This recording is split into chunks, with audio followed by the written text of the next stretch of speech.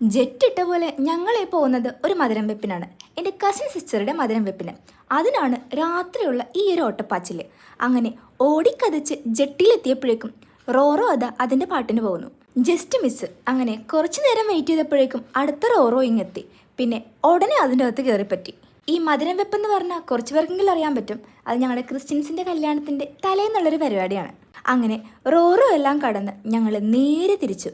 മധുരം വെപ്പ് ഹോളിലാണ് ഞങ്ങൾ നേരെ തറവാട്ടിലേക്ക് പോയി, ഞങ്ങളുടെ ബാഗും സാധനങ്ങളും എല്ലാം വെക്കാൻ വേണ്ടിയിട്ട്.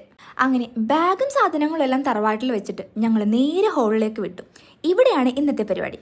ഓടിക്കതിച്ച് എത്തിയപ്പോഴേക്കും മധുരം കൊടുക്കട്ടെ എന്നുള്ള ചോദ്യമായിരുന്നു. സോ ഓടി ഹോളിലേക്ക് കയറി. അതുകൊണ്ട് ഈ ചടങ്ങ് മിസ്സായില്ല. ഇതാണ് ഞങ്ങളുടെ മധുരം വെപ്പ് ചടങ്ങ്. ഇക്കാണുന്നതാണ് ഞങ്ങളുടെ കല്യാണ പെണ്ണ്. അങ്ങനെ ഓടിക്കതച്ച് വന്ന കാര്യം നടന്നു. നമ്മുടെ ആ ചടങ്ങ് അങ്ങ് കാണാൻ പറ്റി. പിന്നെ ഇന്നത്തെ ഡ്രസ് കോഡ് ഒരു കേരള സ്റ്റൈലായിരുന്നു. സോ നമ്മുടെ പയ്യന്മാരെല്ലാം മുണ്ട കൊടുത്ത് സെറ്റാണ്. ഇനി ഫുള്ള് ഫോട്ടോ സെഷനാണ്. അല്ലെങ്കിലും നമ്മളെല്ലാവരും ഒരുമിച്ച് കൂടിയ ഫോട്ടോ എടുപ്പ് അത് മസ്റ്റാണ്. അങ്ങനെ കസിൻസ് ഒരുമിച്ച് കൂടി കുറച്ച് ഫോട്ടോസ് എല്ലാം എടുത്ത് ഞങ്ങൾ നേരെ നമ്മുടെ മണവാട്ടിയെ കാണാൻ വേണ്ടി സ്റ്റേജിലേക്ക് കയറി. ദേ ഞങ്ങളുടെ മണവാട്ടി. അങ്ങനെ നമ്മുടെ മണവാട്ടിയെ കണ്ട് അവളുടെ കുറച്ച് ഫോട്ടോസും വീഡിയോസും എല്ലാം എടുത്ത് പിന്നെ ഫാമിലി മെമ്പേഴ്സ് ഒരുമിച്ചുള്ള കുറച്ച് ഫോട്ടോസ് എല്ലാം എടുത്തിട്ട് ഞങ്ങൾ നേരെ മെയിൻ സെക്ഷനിലേക്ക് കടന്നു. Food section. ഇതാണ് ഇന്നത്തെ മെയിൻ പരിപാടി.